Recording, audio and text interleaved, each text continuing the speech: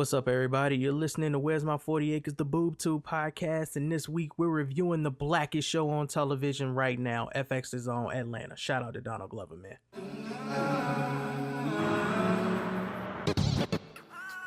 I mean, how would you know you were alive unless you knew you would die?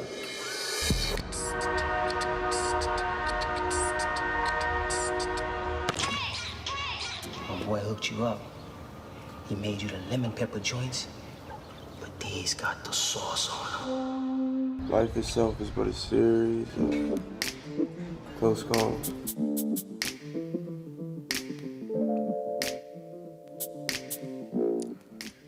Hey, everybody, you are listening to Where's My 40 Acres podcast.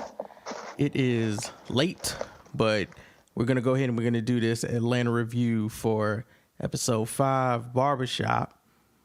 And a lot of my Negroes around the world watched this and they had a visceral reaction to this. They were vehemently affected by this episode.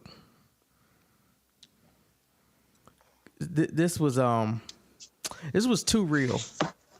It was too much of a lived experience. I heard some dudes were suffering from PTSD after this. It wasn't. This was mean.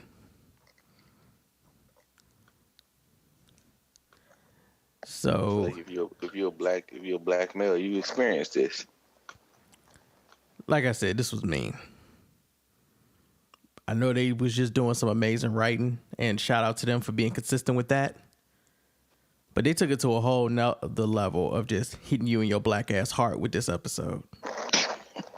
This episode was so black too, like so black. Yeah. Well, before me and Twan get into just shedding a whole bunch of tears, let me go ahead and pull up the information for the show. Now, the character that the actor that plays Bibby, his name is Ronald Powell. Yeah, isn't he a comedian? Robert Powell, I think the third. I believe his name is Robert Powell the third. Let me make sure that I wrote it down. So, yeah, Robert S. Powell III. He is a comedian. If you go on YouTube, you can look him up as Robert Powell. He's been on Laugh Factory. He's been on some other comedian shows that I don't watch. But he was funny. I watched a couple of his stuff. He's been around for a while. He's got some videos dating back to like August of 2011. So he ain't new. He been doing comedy for a while. But, I mean, the way he got into character to play Bibby. I wonder if some of that was freestyle. Well, his comedy style in general is that kind of character. Mm-hmm. You know, but the preparation for Bibby was pretty much on point as well. The Kango hat, the zipped up Adidas jacket, all white for no reason. And just the mannerisms were dead on Barbershop of a nigga who know he can cut and don't have no damn respect for his clients. I mean, this was pretty mostly male forward as far as for, a lot of the stuff and the situations between, your barber and, yourself. Like, I do know, as far as for, I know the importance of that. And I haven't, like, as far as for a woman's perspective, as far as for, like, a beautician, I haven't been to a beautician in a long time just because some of those things that I guess, you kind of go through, like, you make an appointment and you still be there all damn day, like that type of thing, but you don't want only one person touching your hair.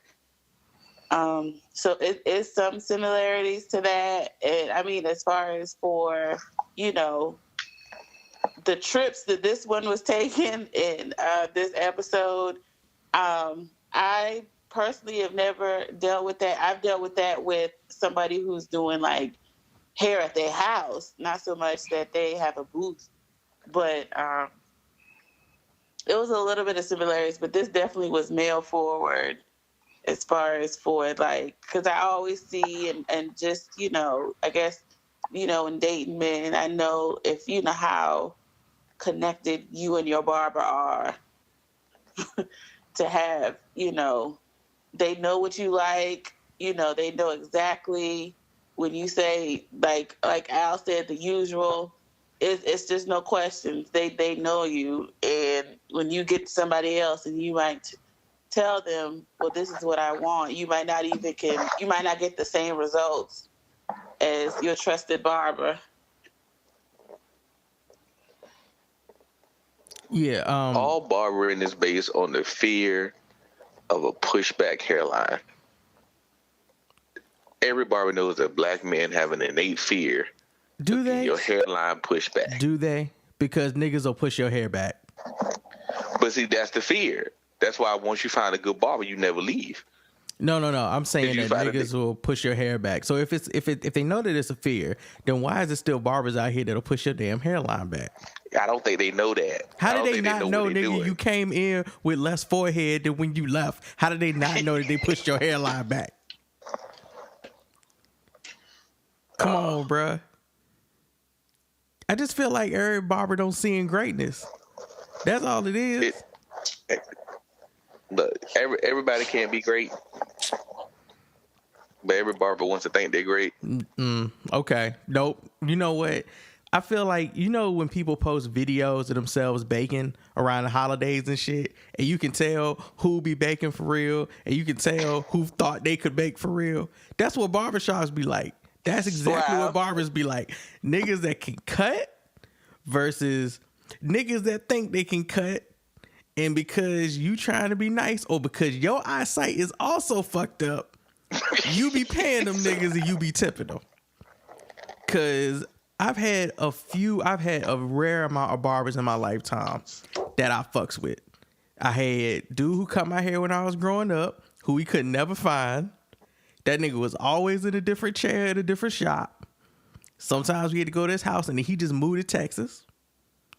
Then I had the dude who used to cut my hair when I lived in the neighborhood after that dude moved to Texas. I found out from my pops later that the reason he stopped going to this barber to get his hair cut is because he was always drunk or high, and I'm not talking about high on weed. And I was like, but you was still letting me go there. All right. So my next barber was a Korean dude. Let me tell y'all something. Korean niggas? Hey, listen. Asian dudes, if you find an Asian dude that can cut your fucking hair, them niggas is meticulous, all right? They don't fucking play. Now that you say that, so it's a lot of Korean, maybe not Korean, I'll take that back, just Asian, I don't know what type, like it's a bunch of them kind of popping up, especially around my area. And not so much, I haven't heard so much about the cutting, but as far as for coloring, like the coloring that I've seen them do on people, like men and women, is phenomenal. And at first I was like, because you just never think, them, knowing how to do hair in that aspect. But I know they beast with the color. I'm telling you that my man came in with clippers that other niggas didn't have, just like the white boy in Barbershop, all right? My man had high tech. He had the Audi 5000 of clippers and shit. It wasn't even just that, though. His whole demeanor was different. Like, my nigga actually did time, too. That was a funny part. Like, when he would just randomly talk to me about shit he did. Because you can't tell your barber to shut up. So whatever they decide to converse with you about, that's just what y'all listen. That's what y'all talking about. That's right. That's all you can say is, yeah, man. My man told me some stories. He told me about one story where they ran a train on some girl at some hotel. Wow. And was like, she was cool with letting everybody hit it except this one dude. And then dude... From his verbiage, dude tried to rape her in the bathroom, and they had to hem him up and get him out of there. But the way he told it, it was so chill. He was like, you know, my man walked, you know, she let me hit first. She was like, whatever. And then she let my boys hit. And then the last dude, for some reason, man, I love when they talk. For some reason, man, I don't know. For some reason, though, she didn't want, you know, fuck with dude. She wasn't feeling them or whatever. And then, you know, he went into the bathroom, whatever. Next thing we heard, you know, we hearing shit. We got to kick the door open. My man was wilding. We was like, bro, what you doing? And we had to drag him out. You know, he was wilding. He was like, what the fuck? And I'm just listening like, but you ain't called the cops, though? Nobody pressed any rape charges? Being in the barber chair is the definition of a captive audience. Bruh. You can't go nowhere. Can't really disagree. You just got to sit there and get your hair cut. Hey, can somebody explain to me how the barber chair bubble works? How can you have 8 chairs in a 10 by 25 foot room and 8 different conversations going on at the same time that nobody else can hear until a nigga says some shit out loud? Cause you and your barber be having one conversation and it be a nigga right next to you having a separate conversation with his barber. And you will never hear him. You'll never hear. Tell me one time you done heard another nigga's conversation when you was getting your hair cut.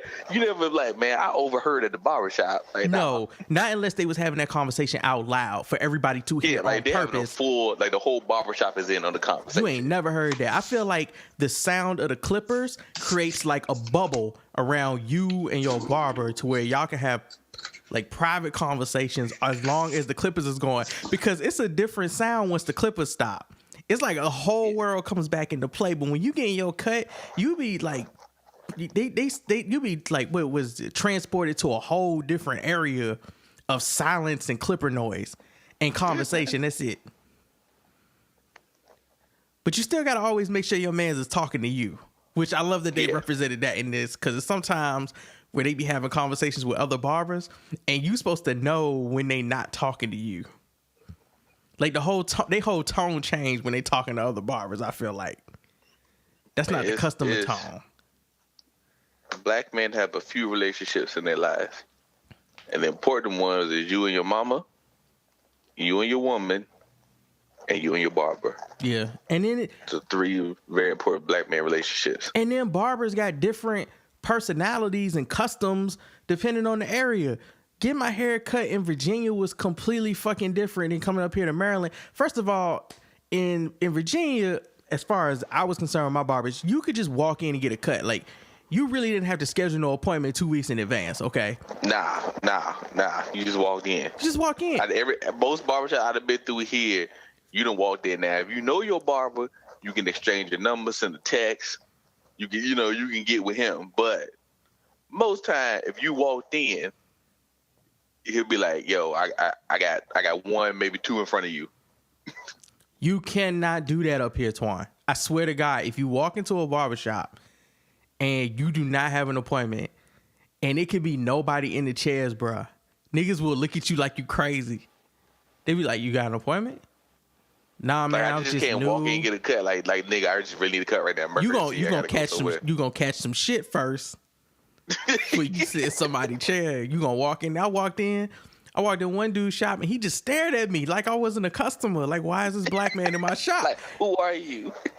Matter of fact, it was the day I was getting the cut for my wedding. I walked in and he just like looked at me and I was like, I know he the owner. I could tell by how he looking at me, he the owner. Plus, this nigga got some brand new Air Maxes on. Them shits just went on sale yesterday. How the fuck you got the new Air Maxes on? You the owner. He just looked at, I know he the owner. The shoes fresh. Shoes fresh for no reason, nigga. And he just stared at me, yo. Even when I was getting my cut, he just stared at me. Like at any point, I was gonna be like 5-0. Everybody in here under arrest. You with the clippers of the good lineup skills. Get down on the ground. You cutting the afro. Stop cutting that nigga cut.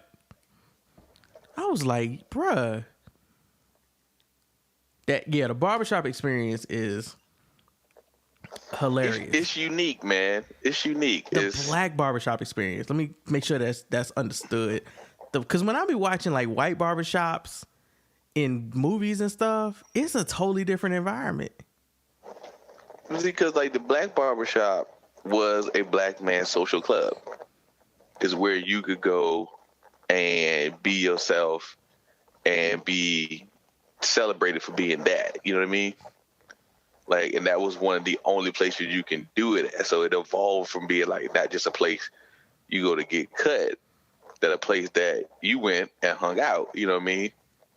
Like Saturday morning, I'm gonna be in the barbershop. You know what I mean? Like you're gonna watch a game in the barbershop, and then y'all gonna fuss about who was better in the game. And them chairs ain't never comfortable in the barbershop. And you always like, never go. You know what? Another thing I realized when I went to the barbershops, I ain't never really made friends with the other niggas I was sitting next to in the chairs. Like, y'all be involved in the same conversations and stuff, but you don't like hang out with them niggas or be like, yo, where y'all kick it at after y'all get y'all cut at, bro? Like, that don't never happen. You don't become friends with them with the other clients. Only nigga you friends with is the owner and the nigga that cut your hair and whatever goofy nigga is sweeping that day. Like, it is only thing I can make it close to is like if I go to like a bar to watch a sports game, right? Mm-hmm. And I'm there with a bunch of people, we all like the same team, and we just gonna strike up a friendship. We gonna talk to each other and like that. But you don't ever look to go deeper than that. Nah, then you just everybody go home. You are my barbershop companion, right? We gonna talk. We gonna kick it. You know what I mean? We gonna talk about all kinds of stuff. I'm gonna be like, yo, you know, man, be good, man, and never get your name. There's so many different personalities in a barbershop. I feel like the movie Barbershop really didn't. I feel like they did an okay job, but they really did not capitalize on the finesse of the different personalities within the barbershop. There's always the owner. You can tell by how he know everybody that come in. He know all the kids' names. He know all their mama names. Everybody that come in and sell some shit. He know who Lil Pookie got out of jail. He always got to leave and go outside to talk to somebody about business on the Saturday. Every Saturday, he always got asking little kids what their grades is. Right. Like, then you got the nigga that's been there for a minute. He probably get the dopest cuts. Right. He an old head. He clean. And he got some wisdom. He been there for a minute. He ain't never leaving. He gonna always tell you that Oscar Robertson was better than Michael Jordan. Just how it is. He also know all the business at home of the dude who owned the barbershop. That's how tight they is. They talk about each other's families and wives to each other. They probably godfathers to each other kids. All right. Yeah, that nigga know he ain't about to get fired. Like he gonna have that old nigga post until he chooses to walk away or the Lord takes him. One or the other. You got the loud, goofy nigga that everybody know loud and goofy. Yes. And he always saying some wild shit and he always fucking with people. Hey, Lamar, remember that time, man? Remember that time? And he'll walk over to you while you remembering that time and he asks you, do you remember? Hey, remember that time?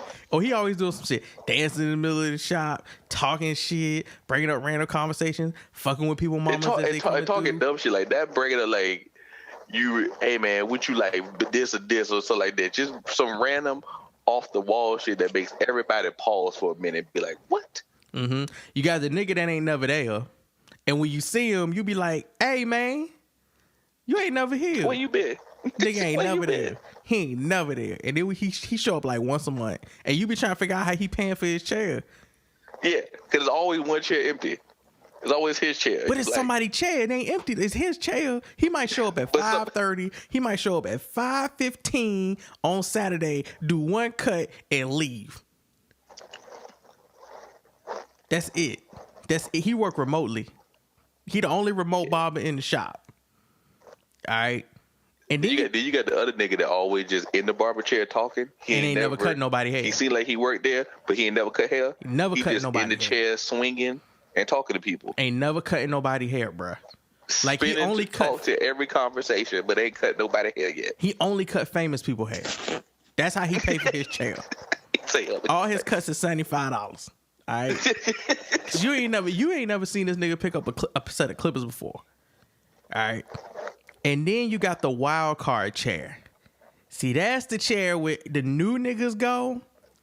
Yeah. And they don't know, most of the time, the turnaround rate on the wild card chair is really fucking high. It's high. And it's the same chair. Every shop got that one chair. Sometimes it's in the front. Sometimes it's in the back corner, but every shop has that chair. And if you go to a new barbershop, you need to identify that chair. Because you don't want to sit in that chair. You got to identify that chair.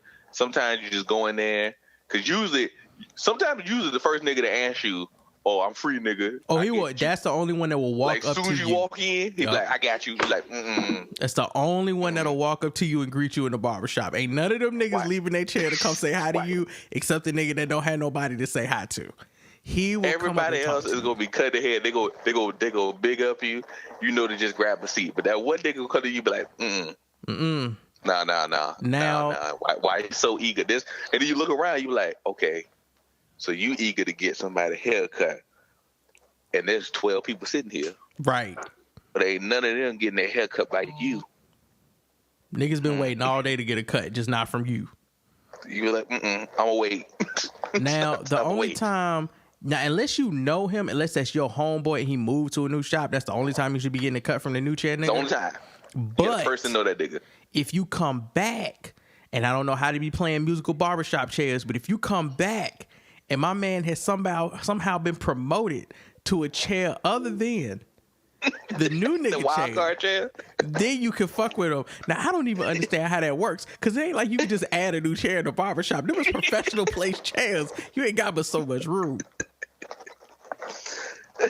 So these are questions that we need to interview a barber one day. We need to have a barber on the show and interview him. If we got a barber who listens, please call in. Please. We got things to discuss. We got a new nigga. So would you say that what's the barbershop movies, were they accurate as far as for like the characters? To a degree, but they were. Yeah, they had some of them. They were. It was to a degree. And they really did that to more focus on the black conversations that happen in barbershops. And they really wanted to hit those pertinent, like, I don't know, the big topics. Martin Luther or Malcolm X. Blacks need to go to college. They had the old heads and the young generation. Because those two generations always argue. Yeah, it's usually over sports. You know, person from my generation is a better person. You know, y'all know nothing about basketball, like something like that. So they had that. They had the nigga that always come in selling shit. Every barbershop got a nigga that walks in selling something. Here's the problem with the barbershop films. They, for some reason, needed to have another storyline going on outside of the barbershop.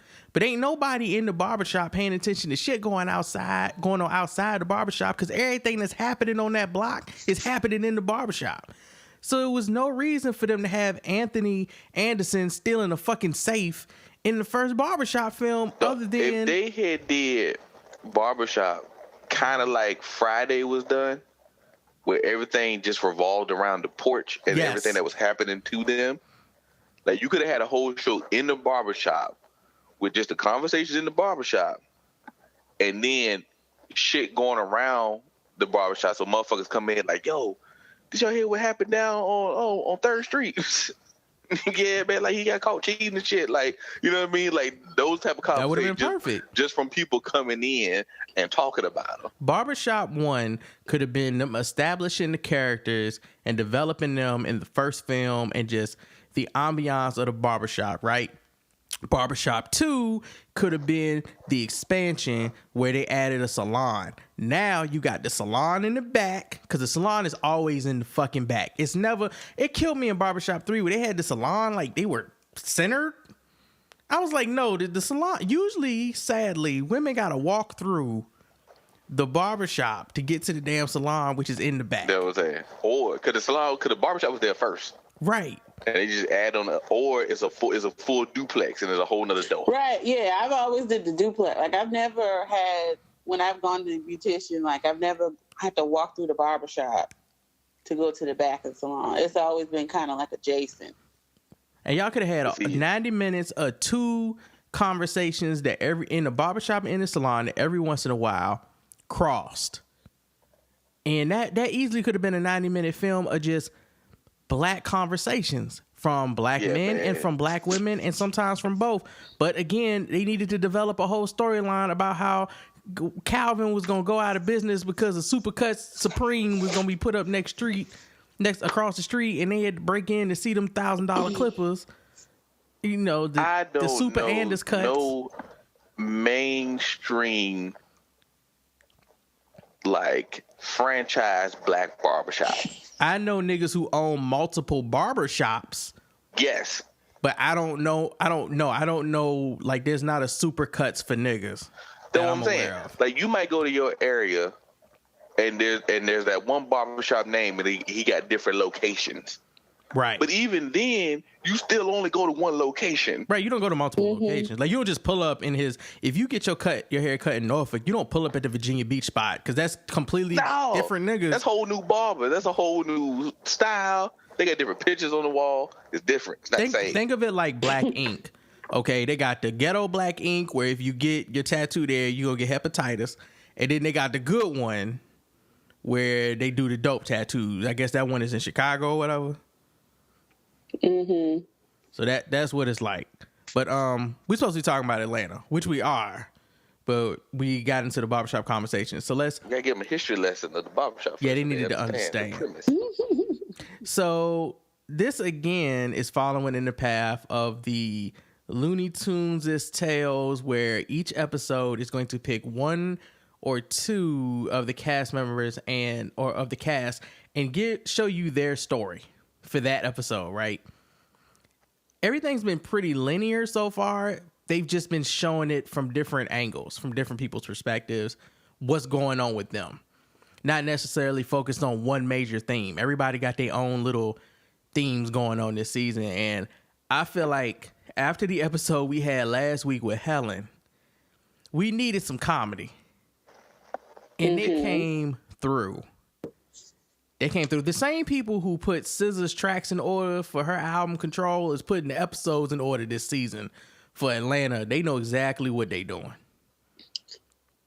And did we what's up? I'm trying to think. Did season 1 have a serious episode and then it transitioned to something like a little bit more lighthearted? So which episode did they have? They had the episode where Van got fired. And I think the episode after that was the club, where they got hit with the invisible car. Now, I could be wrong. Classic. I could be wrong. I was know so what? happy they called back to this episode. You know what? I might be forgot. wrong. It might have been the Van episode with her trifling friend that was an escort, an international escort. The Value. Yeah, the Value episode. And then the episode after that was the commercial episodes. I was gonna say, which was very lighthearted. Yes. The one he went on the talk show. Black, and that's the whatever dude network. That, do you have any IPAs? Yes. He said, what IPAs do you have on tap?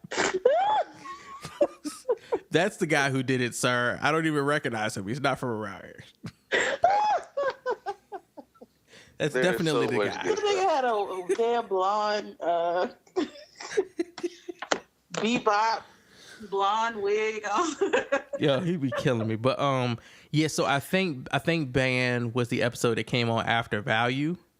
So yes, that's what we got. Okay. And this season we got Barbershop.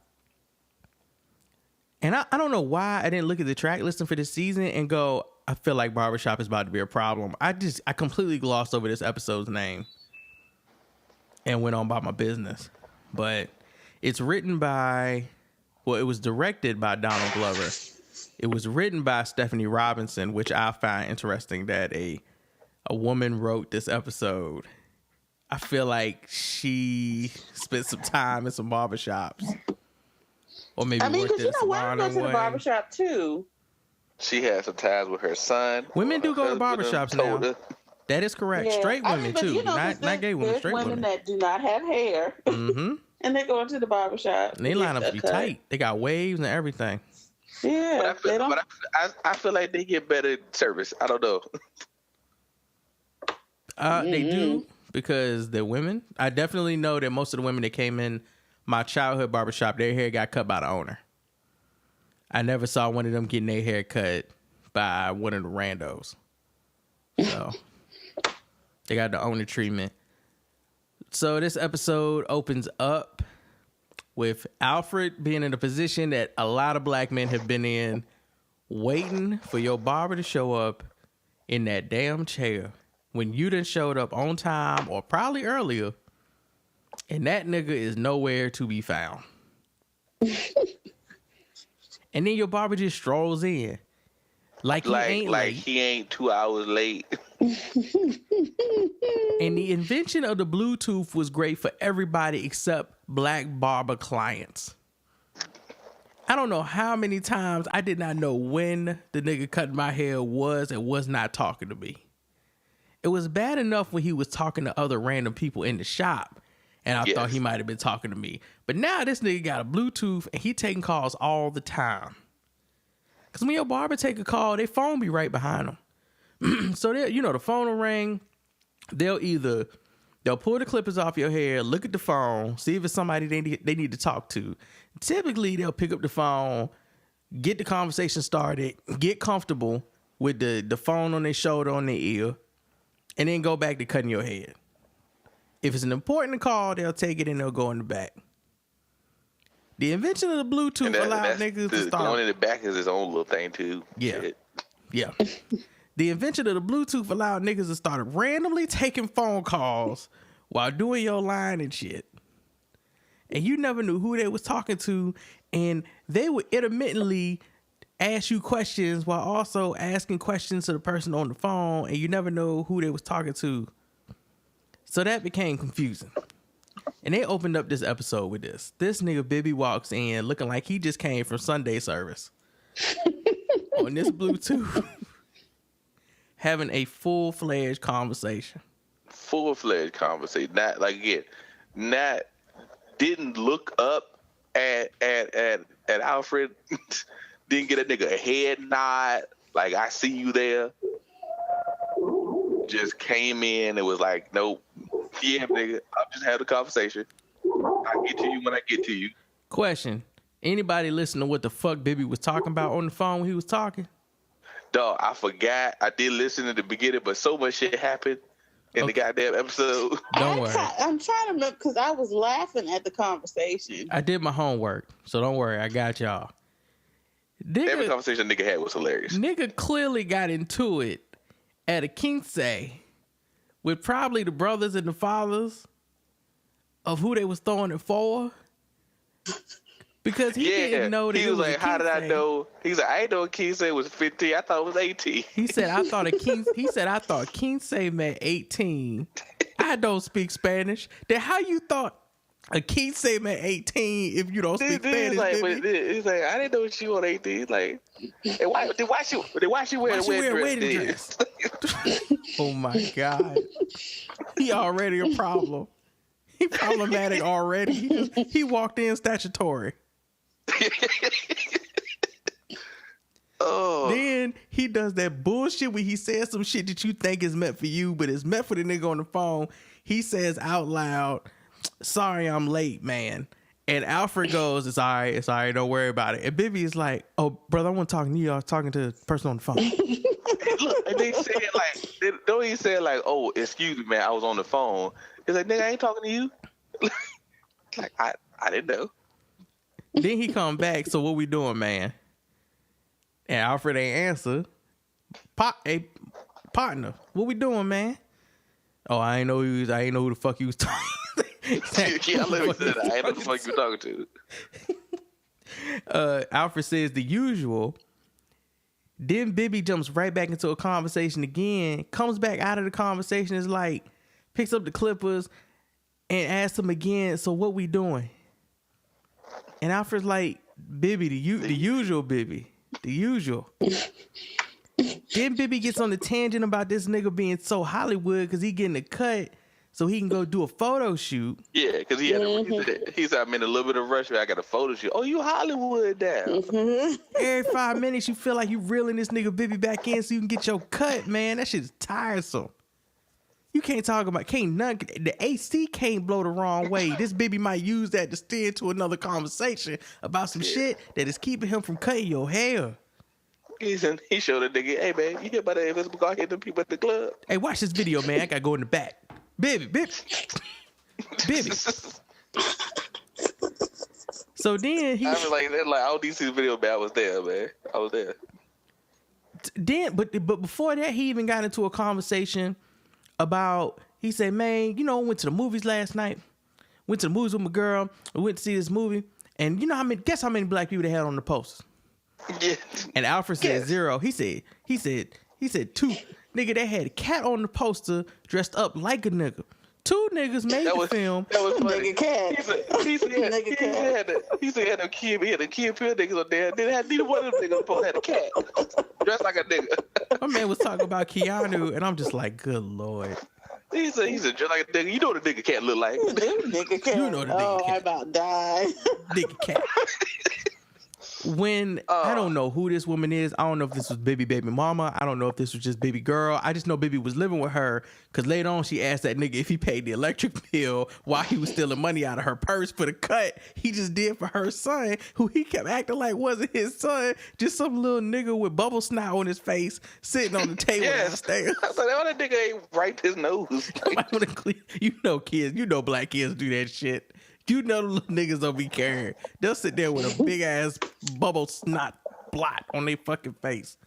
They don't care. But she calls Bibby, and I don't know what the fuck raindrops and peaches mean. You gotta make sure you put it there. But before she called, Bibby hit the side of the nigga head with the clippers. I didn't even see that. Yeah. He had half of the head.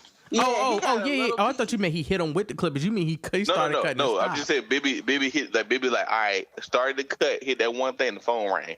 Yeah. So now once that happens, and you in a black barbershop, once the happens, you are committed. You're not supposed to stop. You are there. And actually what happened was Bibby started cutting his hair, and then Bibby wanted to talk to him about that Keanu poster. And then Bibby got into the conversation about that invisible car at the club, handed him the phone, walked off, and then the phone rang with raindrops and peaches. Bibby came back. Yeah, we all knew it was a woman. Like, everybody knew.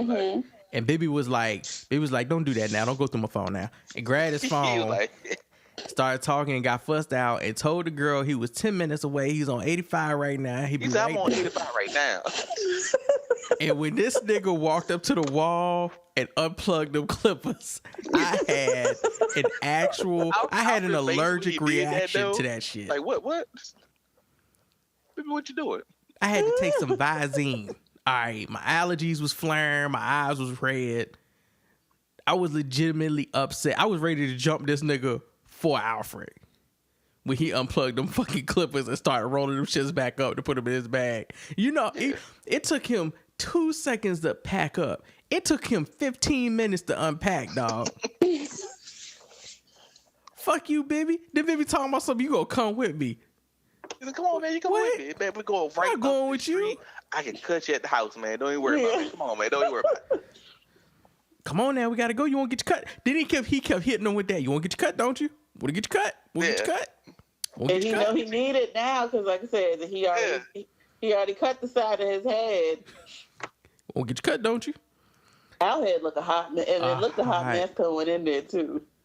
Then when they leaving, Bibby was like, "We gotta go out the back. The people be out there. What people is Bibby talking about?" They never explained it. I was like, "What?" Because they went in the back too. What people is Bibby talking? I know he got a warrant, but what people is Bibby talking about? Bibby came in the front door fine. He really did. He really fucking did. Bibby full of shit, dog. Bibby was smooth talking that whole episode. Oh my god! He talks so fast too, which makes it extra funny. So Bibby, they pop up at some woman's house. It's a night when Bibby was like, "We gotta go to my house real quick. We gotta go to the spot real quick." They pulled up in a nice ass spot. I was like, "Okay, somebody got a little guap." And then when they walked in the house, and old girl said, "The water ain't working. Did you pay the electric bill?" I was like, "Hold on, your house is too expensive for you to be wondering if y'all paid the water and the electric bill." You shouldn't be living in a house like this if you don't know if them things is paid. Or no, better yet, relying on somebody to pay it. This is unreliable. Bibby said, "I forgot." So, He said, I thought I paid that. Yeah, cause like Bibby walked in, she looked at him, and she was like, looked at the boy like, let's go. Hold up, baby. I'm just a little late. I got you. now, I don't want to forget this part. The ride in the truck to the house. Bibby tried to sell Alfred toothpicks. Toothpick. He tried to sell him a toothpick for 50 cents. And then the cable service with a K. Right, the cable he was working for Clearwater Cable Service, and he told him to just toss them out at his show or whatever, but make sure you get my Lucy's because them things cost a lot. And he tried to sell this nigga an iPhone or told him if he knew somebody that needed a phone because the T-Mobile robbery happened. Yeah, that was in the barbershop. He was like, look, he said, hey, man, you hear about them? They ran that thing right into the stove. Hey, man, but if you know somebody need a phone, let me know. I'm like, I got Bibby, a did you hookup. do this? I'm like, Bibby, And I want to say, honestly, like, I want to say that actually did happen in real life in Atlanta. And somebody ran into the T-Mobile store. I believe it. It's Atlanta. I believe it. Mm-hmm. Bibby walks up in the house, and this little boy is just sitting on the table, looking up at the sky, barely breathing. I don't know what is going on in his world, but he living a hard life as a child. His mother is trying to get herself straight. She ready to cut Bibby. She look like she'll throw hot grits on Bibby in his sleep. And Bibby says, don't worry, Bibby. Bibby gives her this whole story, or this whole spiel about this is Too Alfred. funny. He says it's Alfred's fault because he called me, told me his truck broke down. Alfred's sitting over there on the fucking couch with a barber coat on. Steaming. And he told her, you know how Alfred just say yes to shit so he don't have to really talk? She looked at him, he was like, yeah, I called this nigga because my car broke down even though I'm sitting over here with half a head cut and a fucking barber cape. Yeah. Like, he did the straight up nigga job. I'm not going to say no because I'm not going to get in between you and your girl. But I also ain't going to say yes either. I'm just going to sit here. I don't know you like that. Exactly. So Bibby starts telling her also that this is her fault because she wanted him to do better and was teaching him how to be a better person. And he was trying to be a better person. When Alfred called, he wanted to go help all the that, man. all that church stuff. Because his truck broke down. All that church stuff. He said that, baby, I just wanted to drive over here and tell you, you done changed my life. Thank you, baby. Changed my life. You done changed my life. Thank you, baby. And I thank you. It was so good. Oh, I tell you, how me cracking up. So this nigga set the chair up and went over there, plugged the clippers in again, unpacks them clippers and sets up in a hot 20 seconds. Dust everything off with the dust of the brush or whatever. Says, all right, come sit down, man. Come on, man. He says, come on, man, on purpose. A very vague statement. Alfred, the one with the fucking cape on, assumes he's talking to him and starts walking to the chair. And Bibby was like, oh, man, hold on, man. Hold on. I was actually talking to the little man over there. And Alfred was like, man, don't be telling me, Bibby, you about to cut this nigga head. You done brought me all the way over here, about to give me no cut, man. Bibby said, calm down, baby, calm down. I'm going to get you a cut. I just got to do his first. You know, he had an appointment. Baby, I had an appointment too. I know. That baby want to throw something at him. Because I know I had an appointment. And Bibby said, I know, but he had one first, technically. That means... It makes you think, where was Bibby at? Bruh, who cares? Where was Bibby coming from? Nope. Ain't nobody trying to figure out that infinite linear algebra equation, sir. Where the fuck was Bibby at? No. Where was he coming from?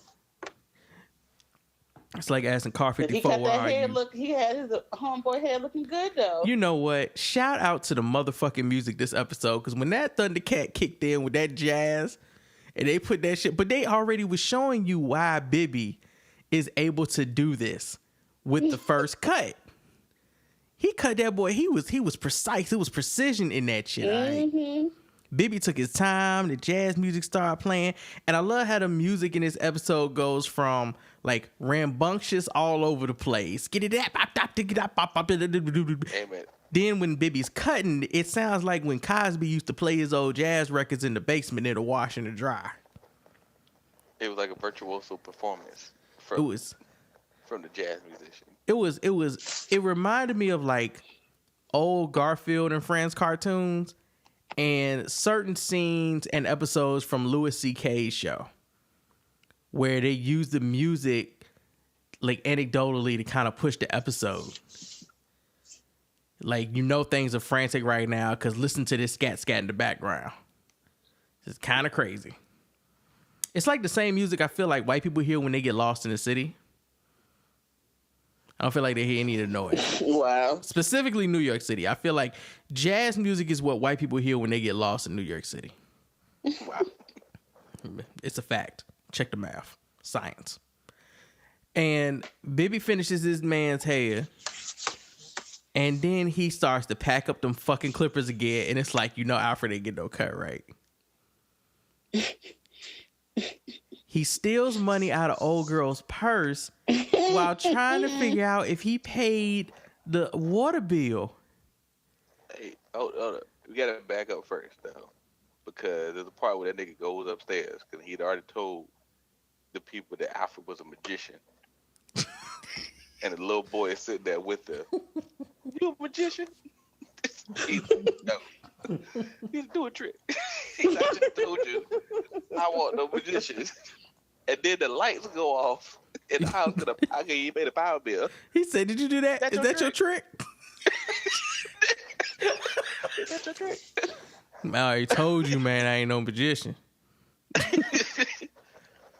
So Bibby come running down the stairs. So Bibby wasn't trying to pay the water. He's trying to pay the electric bill. He ain't paid the electric bill or the water bill.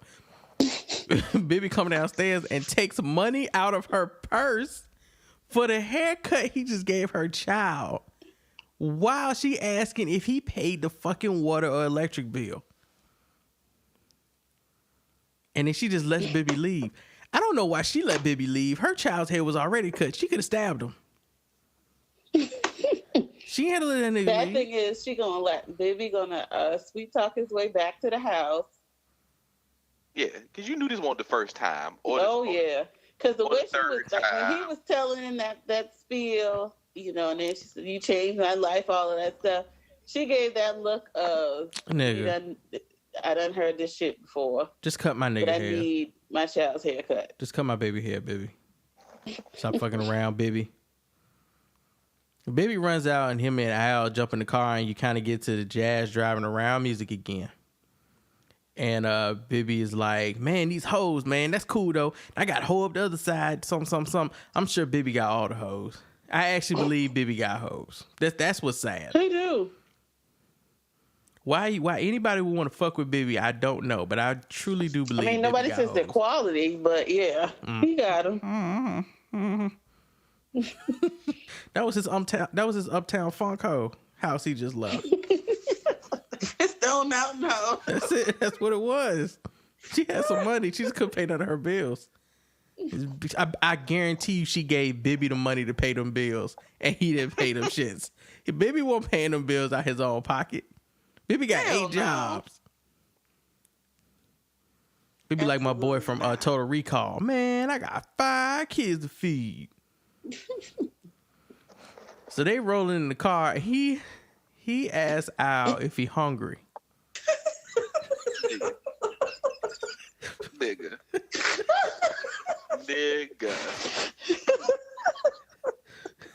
Right at this point, you thought Bibby was redeemable.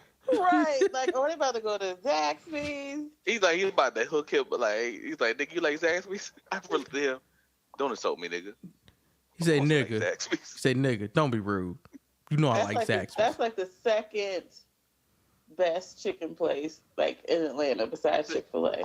He's like, if you're not going to Chick-fil-A, you're going to Zaxby's. Like Alfred started perking out. All right, man, we'd have been through a lot, but he about to go get me some food. Yep. It's all good. Zaxby's for fast food ain't exactly cheap. It's not. Mm-hmm. He about to get me some. He said he need all day, so he about to grub. We about to be good. So they pull up to a fucking construction site for a new development that's underdeveloped. Very underdeveloped. There is no neighborhood here. I don't even remember when our neighborhood used to look like that. So he walks into the God. garage of the not so built house, and there's a random fucking microwave plugged that in. is plugged into some sort of electrical. That is plugged into outlet. some generator. Right. There ain't no electricity to this construction house. Ain't none. Okay. And he has a styrofoam black container in there. He hands it. He can't even warm it up. Well, he can, I guess. He don't even warm it up, though. He just straight hands. That shit been sitting out there all day. And he hands that shit to Alfred. And Alfred like, Bibby, what the fuck is this, man? And he opens it. Bibby, don't tell me you ain't give me your leftovers. Bibby said, my leftovers? And them ain't, no, them, all right, I did have some of that bread, some of them chicken nuggets, some of them fingers.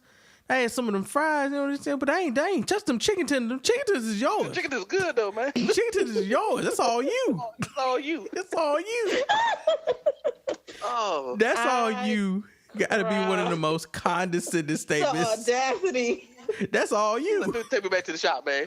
Take me back to the shop, man. Did anybody catch the look on Bibby's face when Alfred threw them damn chicken tenders on the ground? Bibby was so disgusted. Bibby was like, no, you didn't just throw them chicken tenders. Them some good chicken tenders. Oh, You done got sawdust on my chicken tenders. Them some good chicken tenders. Eat some good. I know. Oh Lord. Like, hey man, I just gotta get some of this wood back. Bibby picked them I'm chicken gonna get this tenders wood, up, and dust then them we'll take off. you back to the shop, man. I got you. And then when they go to pick up the wood, Bibby tried to pick up 3. Alfred was like, you better pick up 5, bitch. Put your back into it.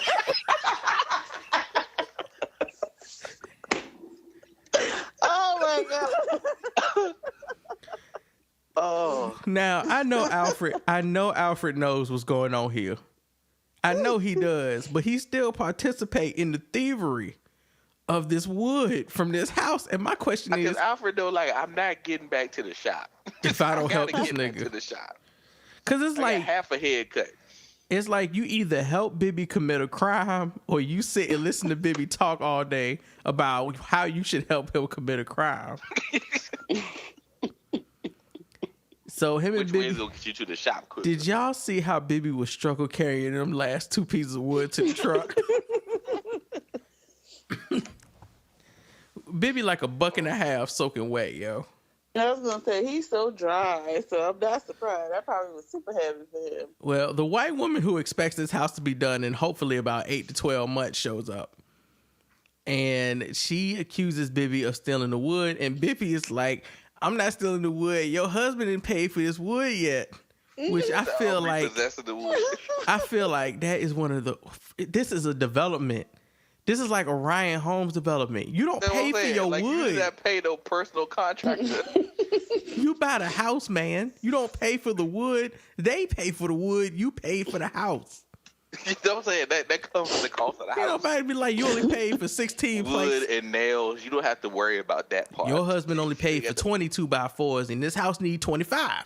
So I'm taking back my 5 2 by 4s. No, She's like, I'm baby. about to call the police. Like, ma'am, you ain't got to do that. Look, I'm telling you right now, your husband, he ain't pay my money. I got to take his wood. He cheat. That's all there is to it. You ready? You can call the police. Better call your husband because he cheat.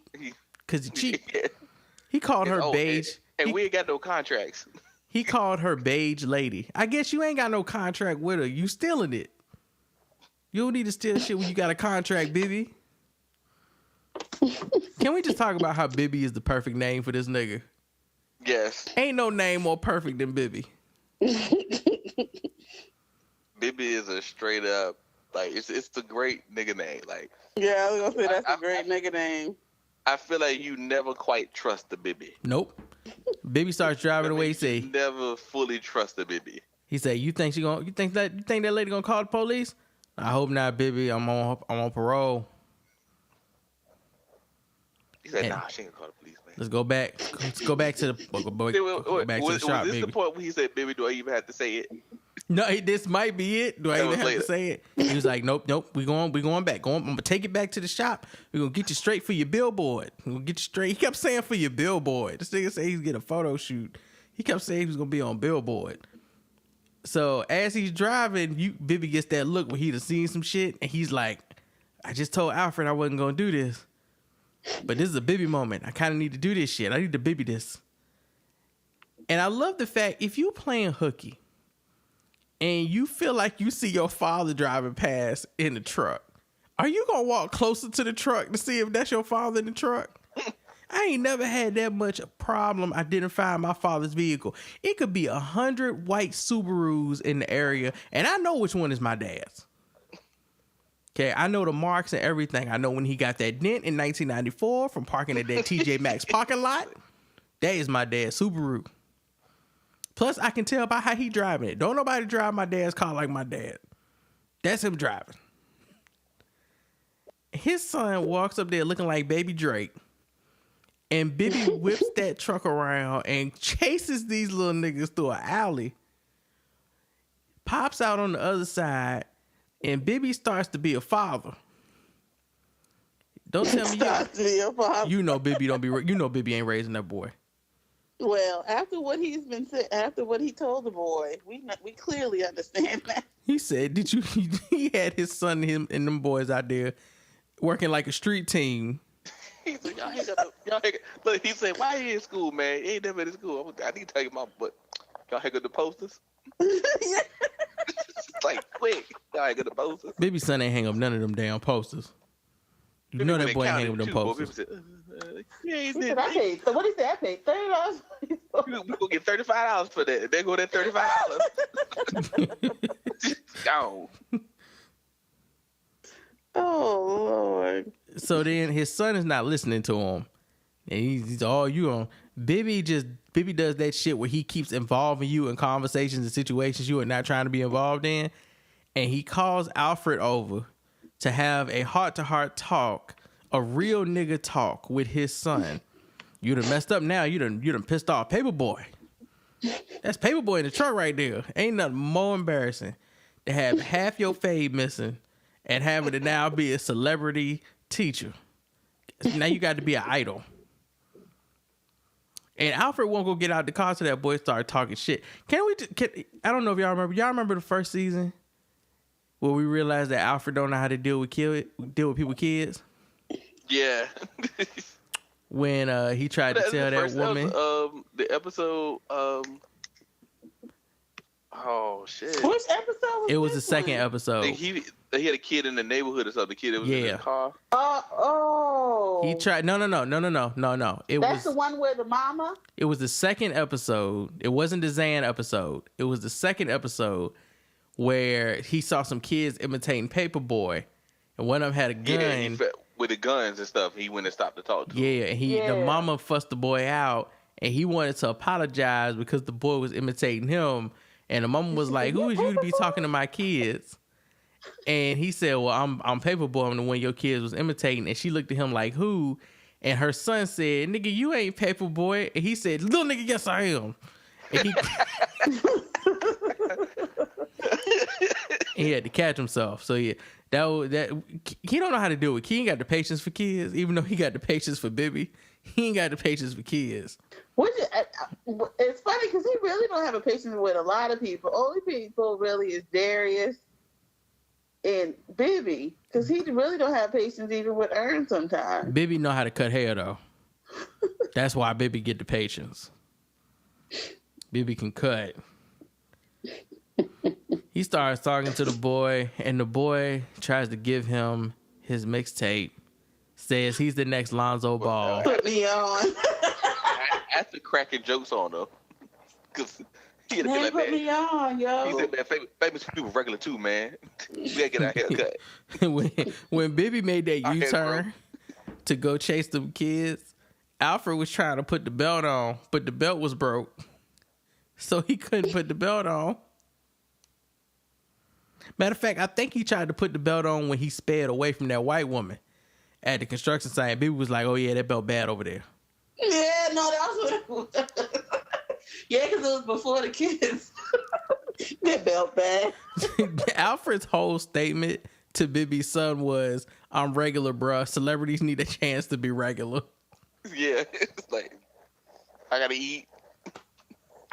So they decide to leave, and Bibby like throws his son in the truck, and he's like, "Come on, boy, we're gonna go. Y'all here playing hooky. You ain't even hung no posters up." And this is when Bibby wants to have that turnaround conversation where he acting like he ain't driving. And they keep telling him to look at the... Bibby, look at the road. He like, Bibby, man. Bibby, the road. On the road, man. Bibby, the road. The road, Even Bibby. his son said that. Bibby, the road. Look at the road, Bibby. Bibby, the road. Bibby, the road. And they crash.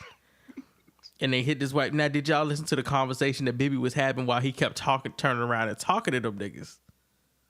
No. I was hearing him say, Bibby, look at the road. I knew he was talking to his son about something stupid. He was talking to his son about all the shit your teenage son does that you as a father have to tell them not to do, no matter how ridiculous it is. By the way, Alfred also said, Bibby, if you kill me, I'm going to fuck you up. Yeah, I remember that.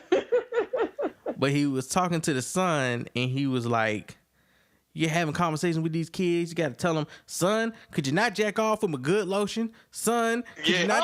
Yeah. I heard that part. I used the good lotion.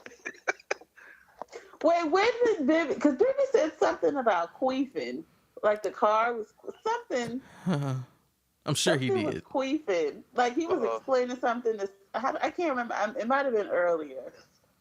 In the, I think when he was talking to that woman, and he was making up all these excuses, and he was saying the car was queefing.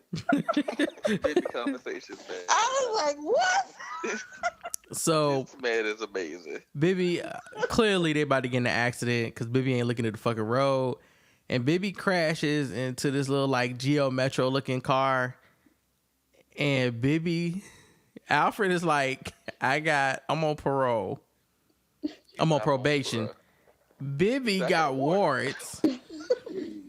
This nigga got warrants. Look, she all right, man. She still moving.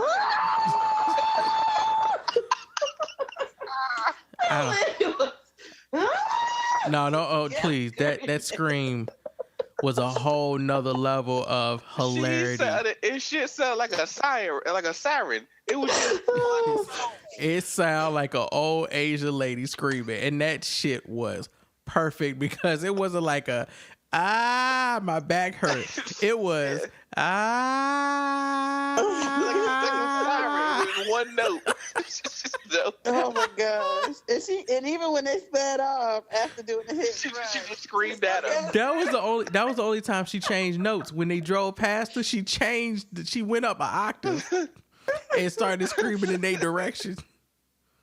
The niggas did it like he had to think about it too. Look, when she started yelling like that, I cried. I laughed the whole time she was screaming because that shit was so... You saw it coming, man. I was like, as soon as she get out, she gonna be like, my back hurt. And she didn't say shit. She just got out screaming so the whole damn neighborhood could hear her. Oh my gosh. That was great. That shit was genius. That shit was fucking genius. And he literally like peace out. Listen, Bibby was like, Alfred, go ahead, hop in the driver's seat real quick, man. I got warrants. Alfred was like, I'm on probation. They told the kid to hop up front. He said, I ain't got a license.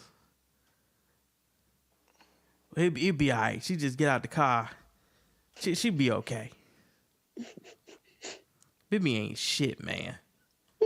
Like, if you needed a cut twine and somebody had already cut a 1/4 inch half of your fade off on the right side, how much of this would you have put up with before you just gave up and went home for your daddy to point and laugh at you and make fun of your head? I feel like it happened so natural that you were like, yeah, I'm riding with you. The next thing you know, you in a fucking car accident, and now you got to go. You can't stay there. I mean, you can always stay there and just take the arrest. Nah. Not with Bibby. Man, to finally get back to the shop. After all this time. Oh. And he got back to the shop, he hooked his head up. Hold on. No, he didn't. Bibby tried to leave again. When they got back to the shop, when they was coming in the shop, Bibby was on the phone with somebody else. And Bibby was like, "What, baby? You need to come down there right now, man. You right now, man. I come right." And that's when he was walking in. And Alfred was like, "Hey, man." He said, "Hey, man, y'all go ahead in. I gotta run out of my truck and get something." And Alfred yoked his ass up and ain't say shit. He just looked at him. I'm gonna come cut your head first. I'm gonna do that first. Then But what did he tell even before that? What did he tell his son when they got out the truck? I didn't want you anyway. Yeah. He probably made a mistake, right? Oh my God. Oh Lord. Bibby is a super piece of ain't shit, yo.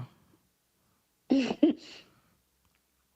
so Bibby hooks his head up. Alfred just goes to walk the fuck out. And I would have left. And he's like, "You ain't gonna pay me?"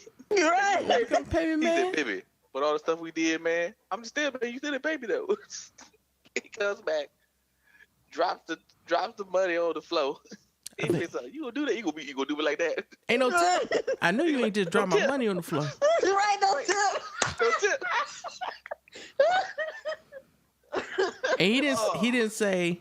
He said when he was walking back into the barbershop, he said, "Anybody else pee a little bit when we had that rack?"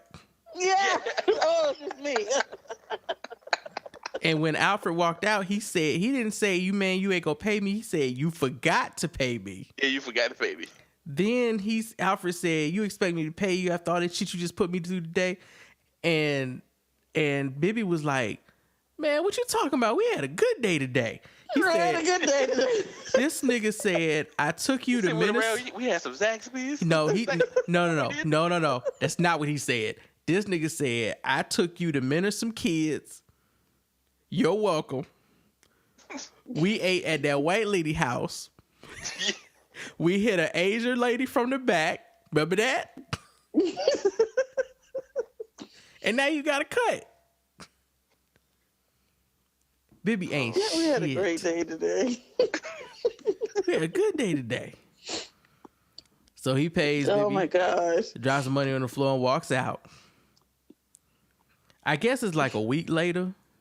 Because he still got a cut. He really ain't need to be back in there, but they had to shoot this scene.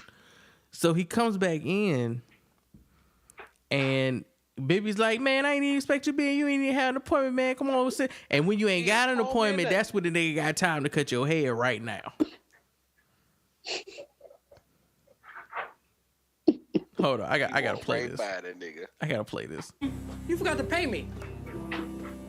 Nigga, you gotta be fucking kidding me. No, you hadn't paid me. You know you dragged me out of here? You ruined my whole goddamn day. You almost got me in trouble with the fucking cops, and then you almost killed me with your goddamn driving, man. Ruined? Nigga, we had a good day today. I took you to mentor to some kids. You're welcome. And then we ate at that white lady house. And then we hit that Asian lady from the back. Then we came back up here. I cut your hair. I know good and goddamn where you ain't drop mama. No tip. Bibby ain't shit, dog. He know he lying. We hit that Asian lady from the back. Right. Nigga, we ate at that white lady house. What the fuck? And he quieted down like it was a secret. Like, we ate that white lady house. We ate at that white lady house. He said we hit that Asian lady from the back. You know what I'm saying? That part had me dying. I want y'all to get the full feel of this yell that this woman lets out when she gets out of this car. Oh, shit. Oh, God.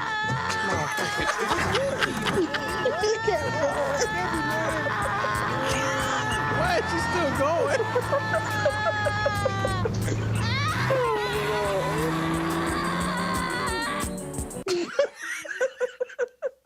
She just kept screaming. Oh my She slowly God. turned to look at the car as it moved away. So we got to talk about the end of this episode, which is reflection time. The end is so real.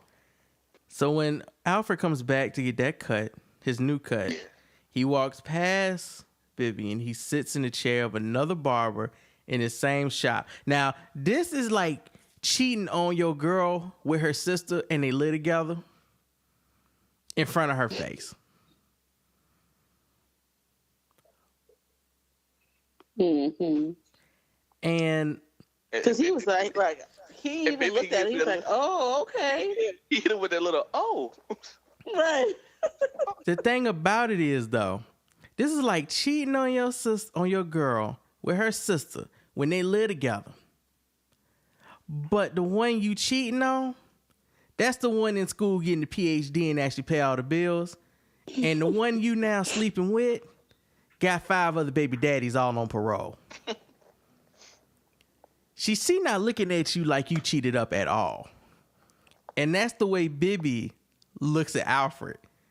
Oh, you gonna go sit in somebody else's chair, huh? Good luck, nigga. He gave him that look of, you'll be back. He hit him with that good luck, nigga.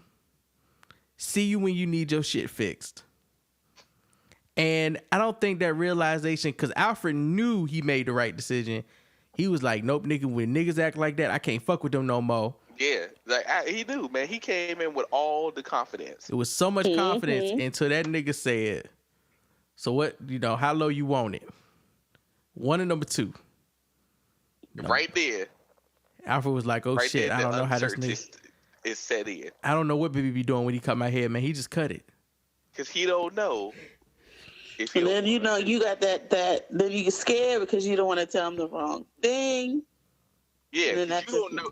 Because you been just telling them that, like, I remember the first time I went into a place and that nigga asked me, like, a 1 or a 2 or asked me a number. I'm like, nigga, what you talking about? Exactly, because I'm not a barber. You want a 3 or a 4? Like, what are you talking about, nigga? I'm not a barber. That's like a mechanic asking you what lug nut need to go on the brakes. Number 1 and number 2. I was there, like, nigga, I don't know.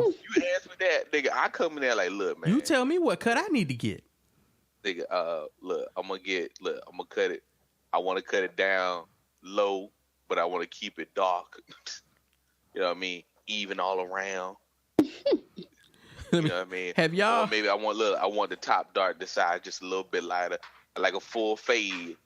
Kind of like a dark Caesar. Like you giving this nigga approximations. Let me tell you something. And he is using his skill. A barber. As a barber. To figure out what I want. Barber don't give you a cut you want. Barber give you a cut you need. A good barber give you a cut you need. Because all that shit y'all be saying to them when y'all sitting in the chair, them niggas is not listening to none of that shit. You might as well look at it the same way you look as a waiter at your table, taking an order for 8 people, and they ain't got no pad or pencil. And all of y'all making substitutions. You best believe y'all shit gonna be fucked up. Or that's the bombest goddamn waiter in the restaurant. They've been working there for 17 years. They get all the tips. And they don't know what a pencil they don't remember what a pencil and a pad look or feel like. Cause your barber gonna sit there, listen to you, get all your stuff, right? Mm-hmm. And then it's gonna cut it. They might hit that one time and then look, spin your chair around. That good right there? Like, yeah, a little lower, little lower, turn you back around, and then he'll never turn your ass back around. That's right. That's it. That's the one turn time around. To see the mirror. That's the one turn around. You get one time, he turn you around, and then after that, he turn. I don't even know what the mirror is there for, because he turns your back fully to that shit. I'm gonna tell you. You just hoping and praying. You know you got a good barber when you can't never cleanly get all the way out your chair, and I mean that by he be like, all right, man, you finished, and he hand you the mirror. And you look at everything. You look at that big rectangle mirror. I don't know where they be getting them shits from. I ain't never seen one in nobody's house. And you put them around. You look at them. You like, man, look good to me. I ain't no barber, but look good to me. Look like what I asked for. This look like what I asked for. And he like, all right, cool. And he wipe you down with the alcohol. And he spray, so your head is fresh scented on the ride home. Hit you with the brush on the back. That's right. Brush it a little bit. He might pull out the clippers for a hot second and cut a little nip on top that was laying down when he was cutting everything else, but now it's standing strong. He go get it. And then as you go to step out the chair, he'll be like, hold on, man. and he gonna pull the clippers out. And he gonna touch the front of your line. You don't know what he did. He gonna touch it. He gonna touch it just a little bit. But that touch was needed to make it magical. He gonna be like, hold on, Mac. Bzz. And you gonna be like, you feel better as a person. You know what I'm saying? You was already fly, but now you the Don Juan, nigga. He hit you with bzz. It's like you got up and gravity hit a piece of hair and laid it the wrong way. I didn't see this before, but as soon as you started moving through life, nigga, I synced it. Hold on. As soon as the light hit you from a different angle, I saw this part. Bzz. Let me get that for you real quick. Bzz. And then you leave. Yeah, you give him an extra $1 for that too. You don't know you're doing it subconsciously though. You give him an extra $1 or $2 for that. Extra $1 for every 10 seconds he has at the end. Yep. So there it is. Right. But the uncertainty that was in Alfred's face when he was looking like, did I just fuck up? And now he can't get in Bibby chair because one, he done disrespected Bibby in his own barbershop, and two, Bibby already got another designer looking ass nigga in his chair. And Bibby knew Alfred was looking. You could tell by the way he was dusting that nigga's fade because it wasn't nothing to dust. Bibby looked like he was using the Beauty and the Beast duster. And that's why right there when we were all talking about the article on Facebook, like I was like, I feel like you can't be black right in this article, bruh. And the reason why I said that is no offense to I don't know who the person is, man. Fuck them. But the reason I said that, the dude was like, barbershops are everywhere in Atlanta. He could have just walked out. Oh my God. And gone somewhere else. And we were like, you don't understand. Wow. The relationship between a good barber and you. You don't just walk out. First you're in the middle of a haircut, but you just don't go somewhere randomly because it's a black barbershop to get your hair cut. Like I went to a new barbershop around my house. It's literally like across the street from not far from me. And I went there because I knew a person that went there, and I had like references. I saw that. Look, I saw their hair getting cut. You know what I mean? I looked at their hair when they finished. That looked nice. All right, so I'm gonna try this one nigga. That's the only nigga in that barbershop. I went and talked to a bunch of niggas in that barbershop, but I only went to that one nigga. And when that one nigga that cut my hair, he left, he moved. I ain't never been back to that barbershop, bruh. Once they leave, you leave. Why you going back? I was saying. What you going back for? I wasn't there for y'all. I was there for him. So the fact that that takes time. Like the fact that he was just like, you just go. When you got like a photo shoot or something, you just go down the street. No. To anybody else. But again, this thing, listen, it's two things. Either you not black and you never dealt with a black barbershop, or you are black and your hairline, you never had one. Like, you ain't never had a fresh cut. It's understandable. Some niggas can't afford fresh cuts. It's like niggas who ain't never had J's, bro. It's understandable. Your moms used to just take you wherever, drop you off. Nigga did something to your hair, and she liked it. She ain't like it. She liked it. She liked it. All right? So you ain't never had a fresh lineup. You ain't never had sharp edges. You ain't never had a cut, bro. If you ain't never had a part in your head, you ain't never had a fresh cut. I don't care how old you are, because parts come back, nigga. Parts come back like froze, bell bottoms, and cornrows. They don't never leave. It be a little while when niggas ain't getting parts, and all of a sudden now everybody got the Adidas sign on the side of their head. All right? Parts come back. So if you ain't never had a part in your head, you ain't never had a fresh cut. If your barber ain't never asked you round or squared, you ain't never had a fresh cut, nigga. Yeah. That's fine, but you just ain't never fucking had one. What you want me to do with your sides? You want me to bring them down, keep them thick? What you want me to do with them? You know what I'm saying? So you want like you get your beard clip. You want it dark. I want to know how much extensive research white people who watch Atlanta be doing after the episode end. Like, how hard do y'all Google at the end of an Atlanta episode? Probably really hard. Yeah. Because it's so many. I'm sure just just even like the Atlanta black references alone, they get Google. Like I know when the episode when, you know, they went to J.R. Cricket's for the lemon pepper wet, they didn't know nothing about that. Like they really was like, what is that? But Yeah, I mean, and I saw that in they what, not too long ago they had that scene in like an Alexa ad on Amazon. are you serious? Yeah, like they Wow. showed them, and it's like lip and wet, and they were like, it was like a black dude. He's like, He said, Alexa, man, find the nearest J.R. Cricket's at, man. I know I'm about to get my lunch, and he goes out. So I was surprised. I was like, for real? Wow. Hey, real Wow. shit. But yeah, man. So if you write articles talking about this was like your least favorite episode this season, or this episode was filler, or this episode wasn't really that good, you're fucking wrong. You're dead ass wrong. You don't know what you're talking about. And I'm gonna keep saying this because for some reason these websites don't want to bring voices like ours into the mix to review this show, or to write about it, or to talk about it. And that's fine. We're gonna keep doing our podcast right here. So make sure y'all keep supporting us, and make sure y'all hit FX up on Twitter and on Instagram, and y'all let them know that they need to be having us as a podcast reviewing this show. Because real talk, Atlanta is not for white people. This show is not for white people. You can watch it and you can laugh. Like, I don't mean it's not for you. Like, you can't embrace it. You can't be supportive of it.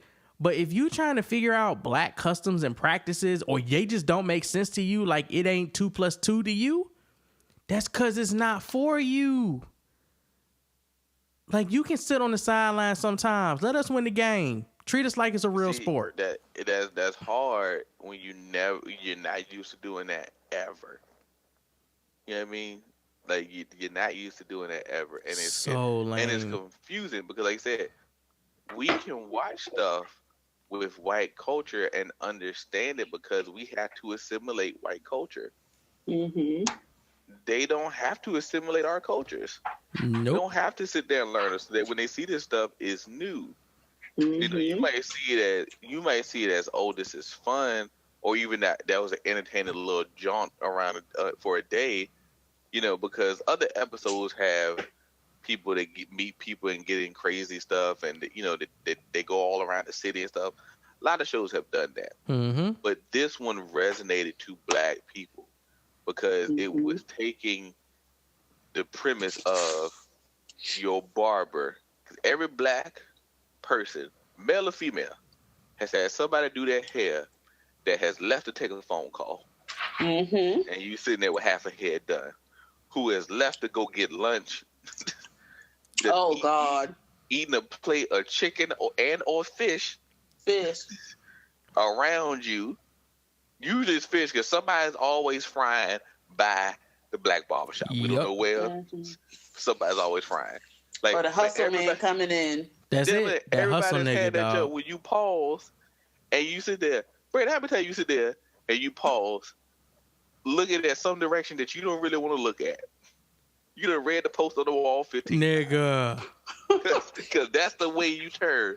But you're not gonna turn that chair. Now I'm gonna tell you what's worse. You just look in that direction. I'm gonna tell you what's worse. When you getting, so let's say you've been growing your hair for a minute, right? And you just hit that point where you decide you want to cut it all off, and you don't remember what your hair used to look like without all that hair on it.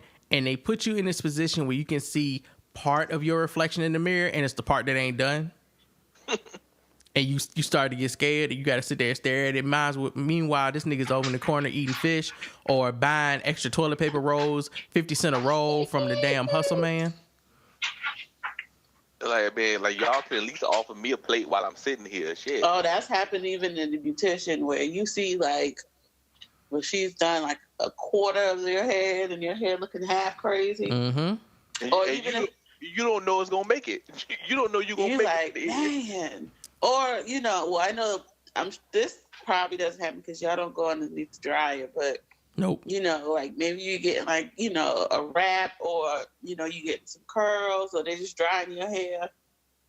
and they put you under that dryer, and that dryer is hot, and it burns your ears, and they just leave you under there like your hair been dry like 40 minutes ago. You looking around like, is this too much time? Am I now doing damage to my hair? And she either got somebody else in the chair finishing up. Because she gone. Yeah. Or she done stopped at 8. It's like... She are getting orders. What you want to eat? Oh, my God. Oh, like I said, Hustle Man done came in there. Oh, we got some new products. Oh, we got some DVDs. That's what I said. You could be there all damn day. I tell you, and see, I've had to experience it from both sides because I had regular haircuts, Caesar's fades, and then I grew my hair out and I got cornrows. So I had to deal with the salon in somebody's home side of the game, where I'm making appointments like 2 weeks in advance to go get my fucking cornrows. And then I got to go sit outside their house and wait for them to come home for 2 hours because they had to pick up their kid, or because they got held over at work, or they forgot that I was getting my hair done today because they doing me a favor.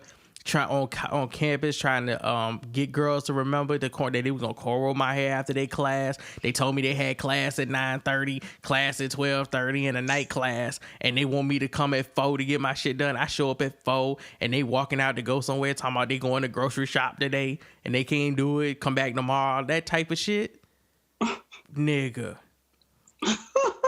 So this Bibby episode hit home. Because I have traveled. I the woman stuff on different jobs. I have traveled 45 minutes to an hour and a half through traffic to get to somebody's house to get my cornrows done, only to have to sit there for another hour and a half or 2 hours, outside or inside, waiting for them to get ready to do my hair, and sometimes being told to just wait, they be back, and them niggas don't never show up. I see. I had to go to the salon with my mom because I was young and I couldn't stay home by myself. And I went with her one time. And after that time, I never, ever, ever complained about a wait at a barbershop ever again. I had never been in a place so goddamn long. Be there all day. I don't know what happened.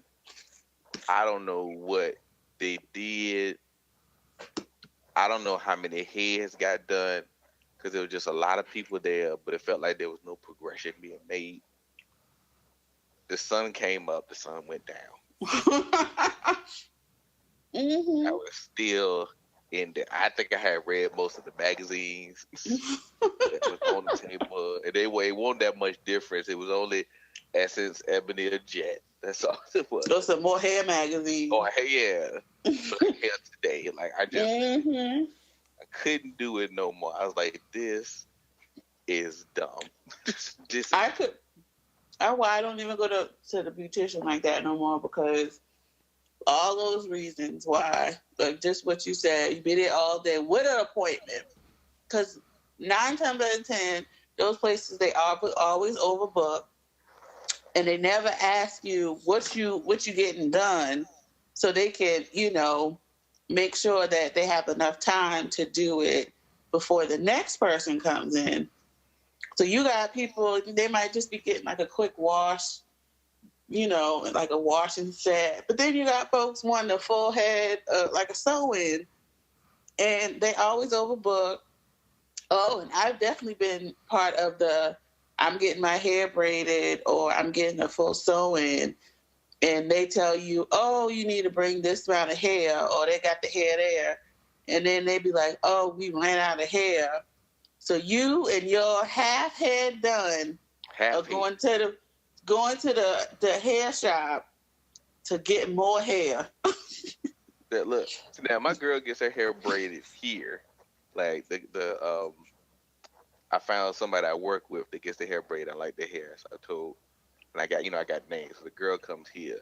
So the fact that it takes for my girl to get some twists, right? we talk what 6. Yeah, 6, 7, 8 hours. Like she got here around 6. It was about 12:01 when she done. Then we had to heat up some water. We had to seal the ends. It was a lot. I was tired. I ain't do shit. And I was like, good Lord. And I was like, so yeah. So you sit there, you be like, if I went to a salon and because my girl was like, I think about going to salon, but she was like, don't worry about that because I literally work with a bunch of salons around here. So like I would be the one doing your hair. But I'm like, you can't book 4 people getting your hair braided. You got one person braided hair. That ain't happening. That ain't gonna work. Nah, ain't gonna work. You not getting it done. You barely, if the woman gets there in the morning, you barely gonna get her hair fully done by the end of business. But they be like, oh, I'll get my hair braided. You getting your hair braided? She's like, how? Where's the math? Right, where's the math? Where's the math? How, sir? Now, I will say, those, like, the African, when you book your time, because they're going to have about 3, 4 people on your head, and you be in there for, like, 3 hours, tops. You might not get the best customer service. They're not going to really talk to you, but you going to be in and out of there. They gonna say you sit in your chair, and then they just gonna start talking to themselves. One on one side, one on the other. Your edges might be a little tight, but you'll be in and out in 3 hours. She said she started learning a little French now because she used to work at the African shop. They're talking about you. I don't give a shit as long as my head is done. Tight. And y'all do it right. That's all that matters. That is all that matters. After all that time you've been waiting too, man, just get my shit done. And that's the thing that keeps you coming back because at the end of all of this, should look good. Your hair is done right. Now, I will say, man, just as a PSA, black hairstylists, we need to do better. We need to do it just as a general. We need to do better. Look. The barbershop will still have its mystique. It will still have its place in the black community, even if I can get my hair cut on my appointed time. It can be done. You know what I mean? Because I might get my hair cut and just sit back for some good conversation. You won't lose that aspect of it. It's too much in our culture. You know what I mean? Because the black, we ain't going nowhere else. I don't even look at. I walked in a Supercuts one time with a client. That woman looked at me with fear. She was like, "Nigga, I hope you ain't." And you know what's funny? If she was white, if she had said "nigga," I would have understood. She was like, "Nigga, I hope you ain't sitting down. I don't know what to do. I don't know what to do with you." Not Supercuts. That momentary pet, like I just walked in with my client. He was coming to get a haircut. That momentary panic of her looking at me like, nigga, who are you? And when I sat down, and she, and she felt like she had to be nice, but there was so much hesitation. So I said, "Oh, he better get okay." Like, and you, it's like, and I was like, "Nah, I'm just right." I ain't never seen somebody sigh in silent relief so heavily.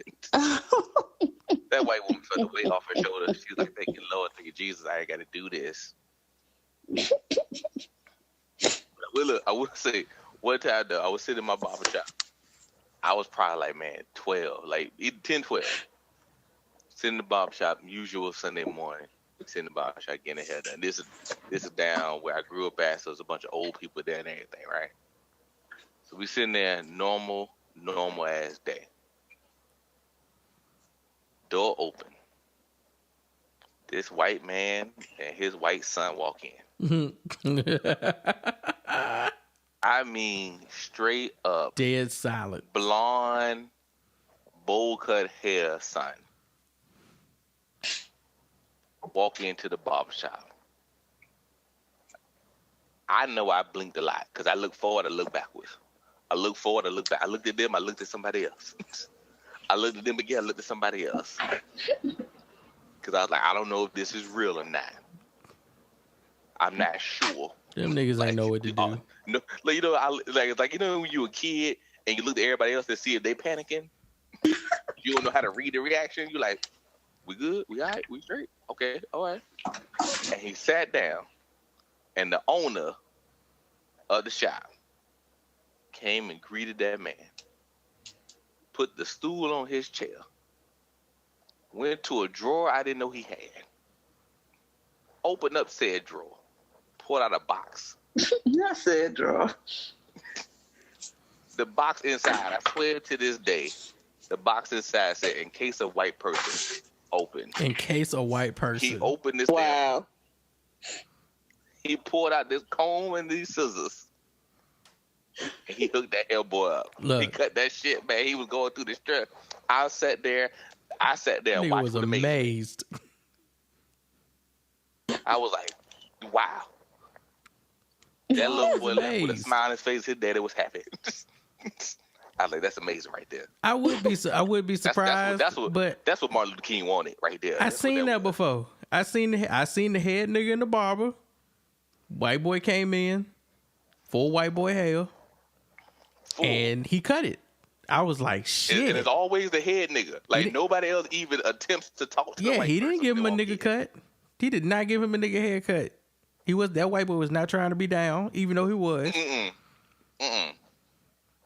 hooked this shit out up. The comb and the scissors. Know what you try that shit in a white barbershop. See if you don't come back with a bowl cut. With an afro bowl. Bowl fro. See if you don't come back looking like a Marine. Or a Mariner. Mm-hmm. That shit ain't for everybody. Mm-mm.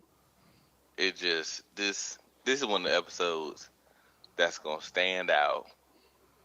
This is one of them. I mean, Atlanta has so many great characters, but I feel like between Bibby, Cat Williams' character, and last season the club owner that hit the mystical door, the wall, and flipped on that nigga at the end. There's just some niggas that are very memorable. I don't know, nigga. You got to go back and watch the Zan episode because Zan was. I watched it the other day. Zan was fucking phenomenal. I need to go back and just rewatch that nigga. When that nigga gave Darius that hat, I do it for the Zan. That shit, man. that whole episode was funny. Good. Zan was good. There's so many. What's up, Paperboy? Characters, man. Yo, back the fuck up off Paperboy. Oh, my bad. Is that your boy? Fucking Zan. And the thing is, and I know, like, Atlanta. I mean, DJ, you live in Atlanta, right? Mm-hmm. It's a very weird and unique place. I see it all day, every day. And I feel like people from Atlanta look at this show and be like, none of this is out.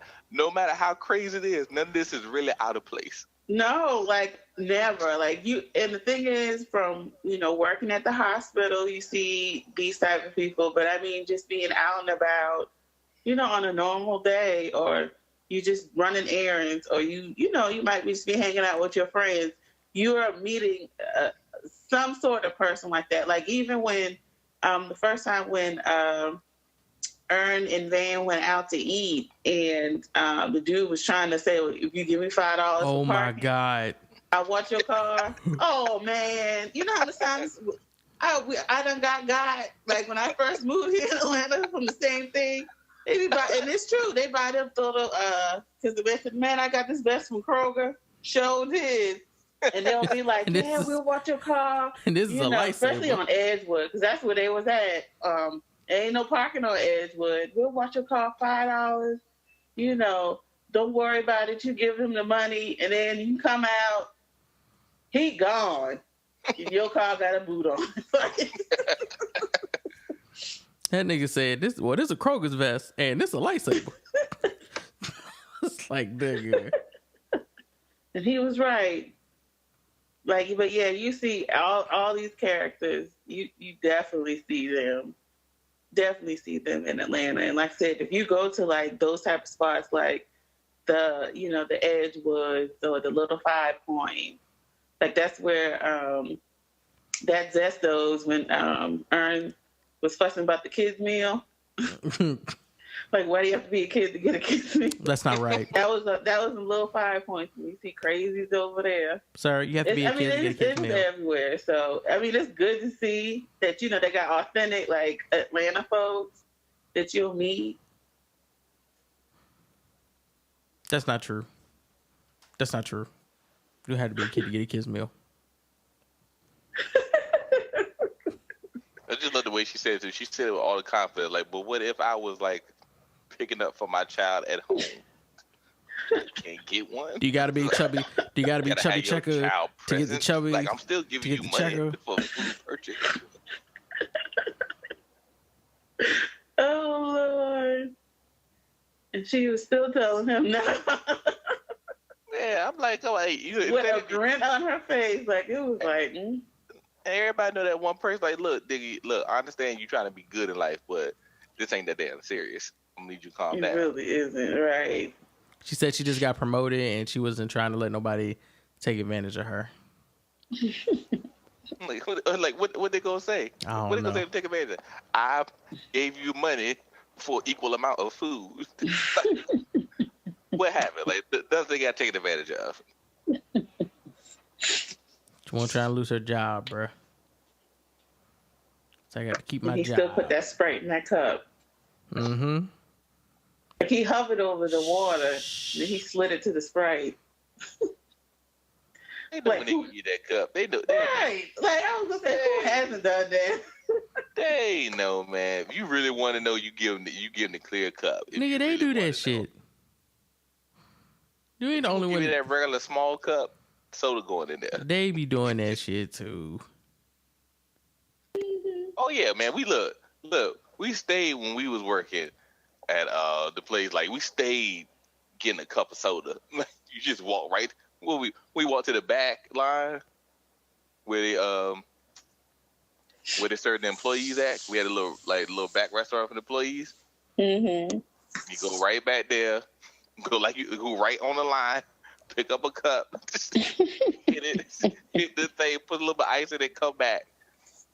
Keep that shit like we work by the freezer too. Keep that shit somewhere where it was hidden and you knew where it was. But like you can't just be in there like sipping on it.